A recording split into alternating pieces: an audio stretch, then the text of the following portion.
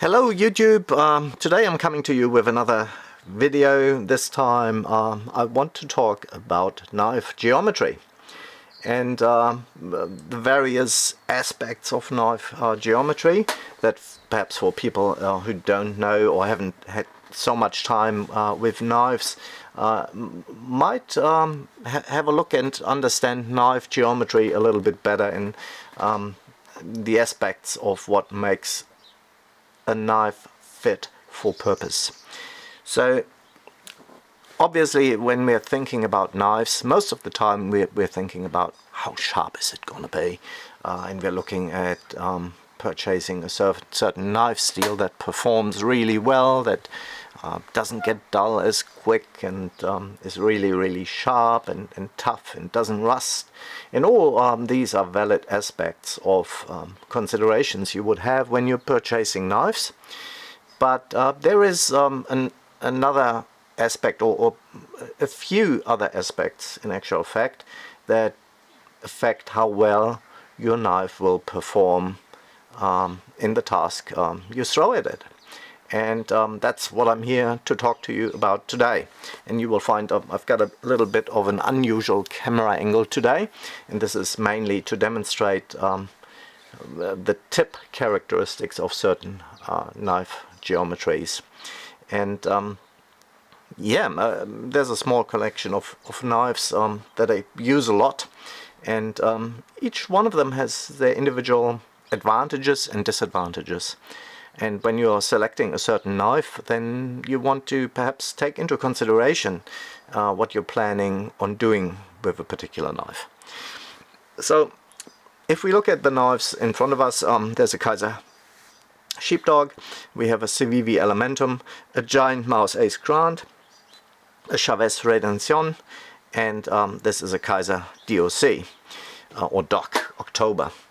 And you can see how some of them look quite similar. There's a little bit of a difference there in terms how of how the edges are ground. There's a secondary grind, and there's a tip of your blade. And each of these has an influence on how the knife performs in certain tasks. And so perhaps if we look at the first knife here, which is the Kaiser Sheepdog, which is quite a popular knife shape. Kaiser must have sold millions of those in various iterations. It is quite a functional utility kind of knife, and personally love it for a lot of tasks. And the reason is this is a knife shape that has a full flat grind. So it is, all these knives are sharp to a level of razor sharpness, if you like. So these are all really sharpened well. But how well this knife performs for a specific task is not just a result of its actual cutting edge sharpness. Quite often you also need to consider how are you going to use this particular knife. Now, this particular knife shape, as you can already perhaps can tell, is not overly well suited for penetration tasks. So whenever you need to penetrate something, like for instance a sack of sand or something that is relatively unsupported, these knives don't give you a very easy penetration into material. What these really excel at is slicing tasks and also doing utility cuts. And utility cuts usually are cuts that mostly involve the very tip of the knife. And when you're doing leather work, or if you're cutting out shapes, for instance, or you're trying to just cut material along the edge of a ruler, these knives do really well. Mostly because you have relatively fine pitch control over the blade. They are not overly long usually, and you don't have to raise your hand too much to get to the tip of your blade. And that in thin materials is usually where you want to do the cutting, because it allows you to quite easily change direction it also allows you to engage as little with the material as possible, and you're not affecting the material in your cut as much. At the same time, the thickness of this particular blade is not too great. That is a 3.5 out of memory, a 3.5 millimeter thickness thick blade, and the grind comes up really high, which means this particular knife gives you a relatively acute cutting angle. So up here at the tip, this is where you would actually see how wedge shaped this blade is. When we have a look at cutting cardboard later on, it will become very obvious how the angle of your overall blade shape will affect the cutting performance if you're trying to slice through materials. Next one on the list is our Civivi Elementum, which is a really nice utility kind of blade. And one of the reasons why it has been so popular is because it features a nice hollow grind. Now with a flat grind, you have pretty much from your cutting edge, you have your grind going in a straight line. In this particular case, it's actually hollowed out. So I'm not sure if I can actually show you that all too well. You can see how there's a concave shape on that blade on the side, which just means that your blade gets very thin behind the edge much faster than on a flat grind, and that contributes to having less resistance when you're trying to slice through material. So that's a big advantage to have when you're looking for a slicing knife, is to find a knife that actually has a hollow grind. A downside to that particular hollow grind is that you have less sturdiness, so your edge being thinner right here behind the edge also means that it is more likely to take damage if any kind of twisting motion would be applied to it. Also worth of note is that if you wanted to take utility cuts with a blade like that, you would need to raise your hand quite considerably in order to get to the tip of your knife, which in some cases, if you have to do a lot of cutting, can be an unnatural position to hold a knife in.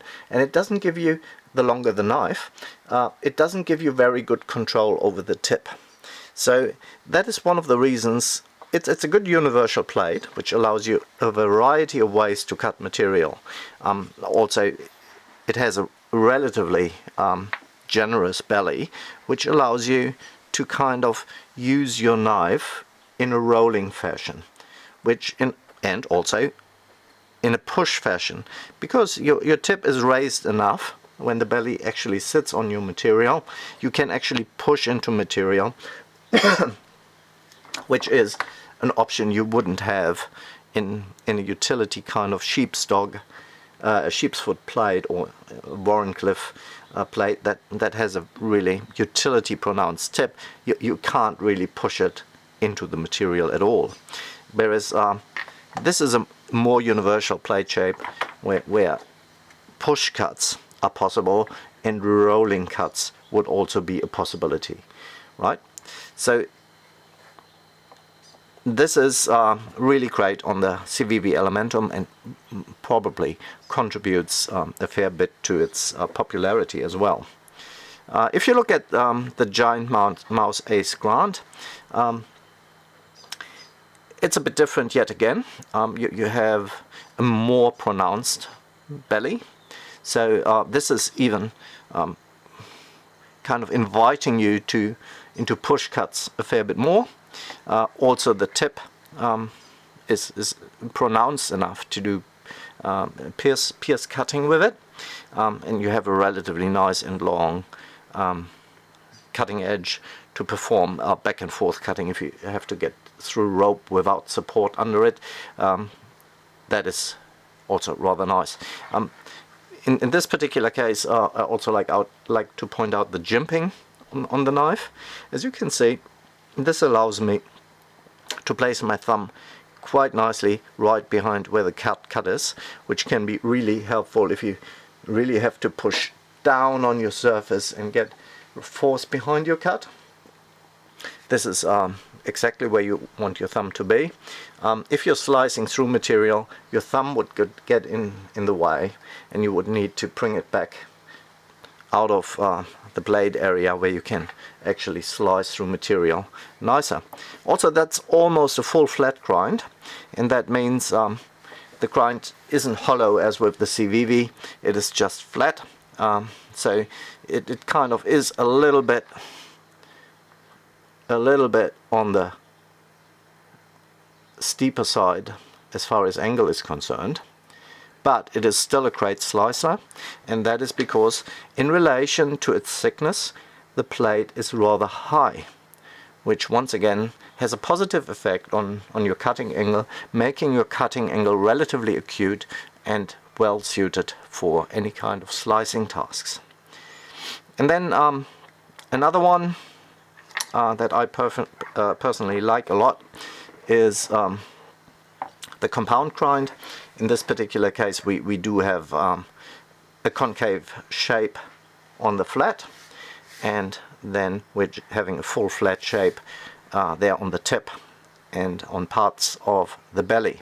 Now this particular knife is more of a heavy duty knife shape.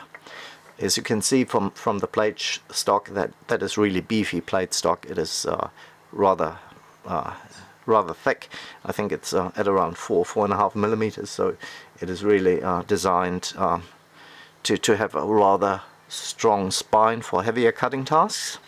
But the tip is also rather sturdy, so it allows you to poke into materials and perhaps do little holes if you have to, if you're out in the wild, and less prone to cracking around here.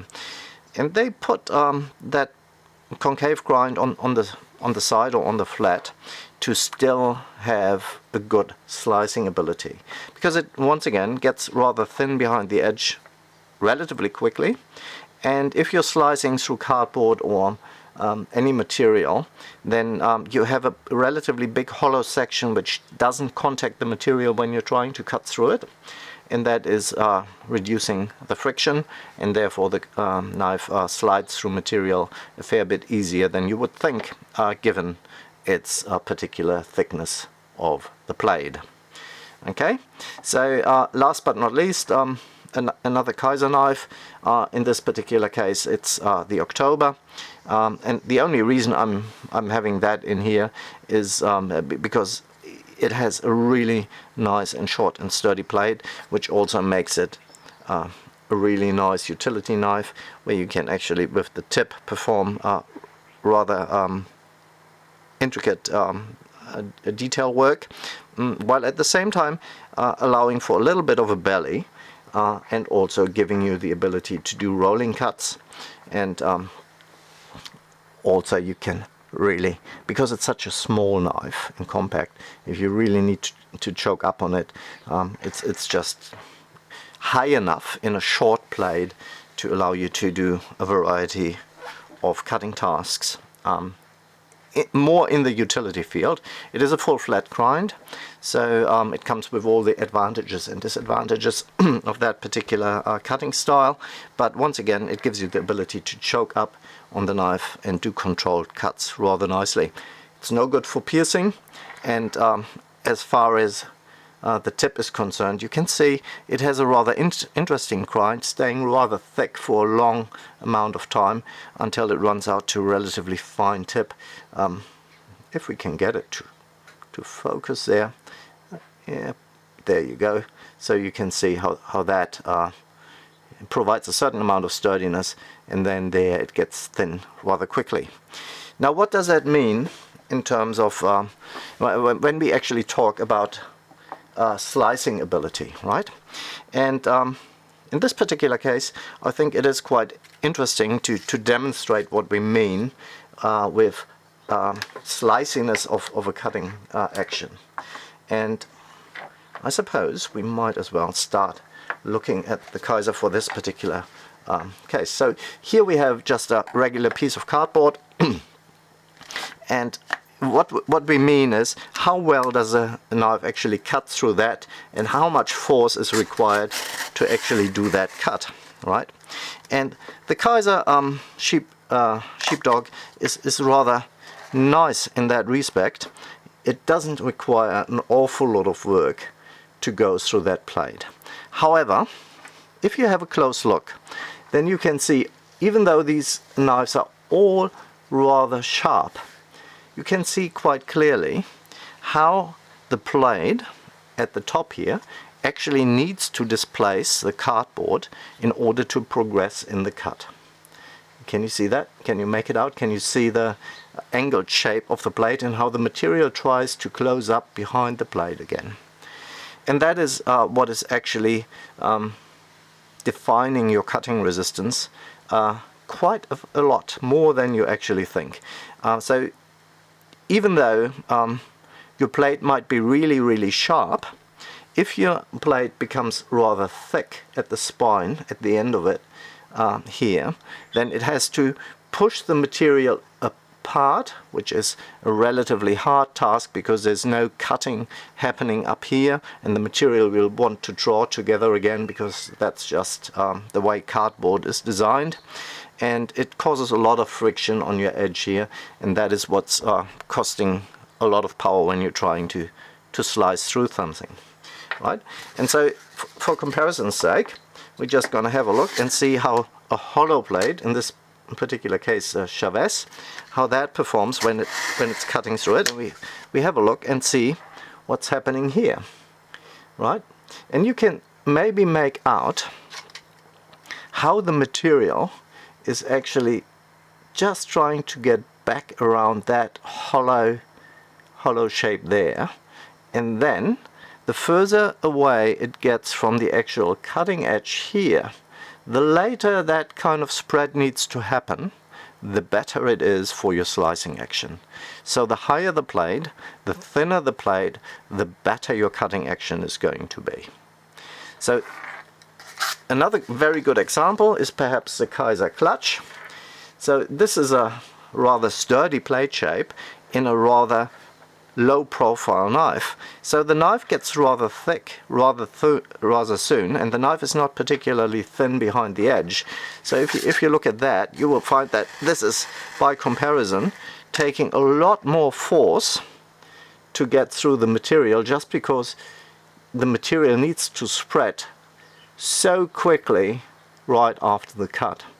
And that is what is causing the friction. It has nothing to do in this particular case with the sharpness of the actual edge.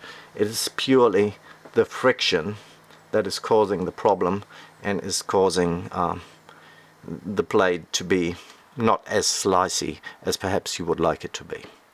Right? So there's some scenarios where if you're trying to cut rubber this way, it can be quite hard. If you're doing cardboard, there's quite an easy way to actually overcome this. Is you actually just cut your cardboard at an angle, and what happens then is that the material can split the other way. So the material can flex away this way and that way with relative ease, and therefore gives your blade the clearance it needs to cut smoothly all the way through. So if you happen to be in a situation where you do not have the sliciest of blade, but you need to go through a lot of cardboard cutting, a word of advice: don't try to cut your cardboard just at a 90-degree angle. Rather go and cut it on an angle where one side of the cardboard can fall away to another side with ease, and you will lighten your cutting load quite dramatically. But of course, there are scenarios where you just can't do that, and that is when you need a 90-degree cut, and that is where the discussion around how slicey is your blade is once again coming into the equation, and that is where the knife nerds, me included, really get up on how well does a knife perform. But I hope this has given you a little bit of an idea what to watch out for when you're purchasing a knife, especially if you're a little bit new, or maybe you're looking to find the perfect knife for your husband or for your girlfriend. You just need to understand how somebody thinks who uses knives, right? So tip geometry, what kind of cutting tasks are you performing? There's utility shapes, and then there's more survival shapes or universal shapes. Depending on what you're trying to cut, you got to find the right tip shape. In terms of grind for your blade, you want to perhaps either a sturdy blade, or you want a slicey blade. And there's hardly ever a good combination between the two. Something is extremely good in one field and it will automatically have weaknesses in another field. So and hence the reason why people quite often have a collection of knives, because certain sizes, thicknesses, blade shapes, grinds, all have an influence on how well a knife performs in a certain scenario. So yeah, that's just my summary on knife geometry. I hope you can take something out of that one and make an informed decision on your next purchase. If you're new to it, perhaps you already know all these things, which is fine too. Yeah, I hope you enjoyed the video and catch you next time around. Alright, see ya!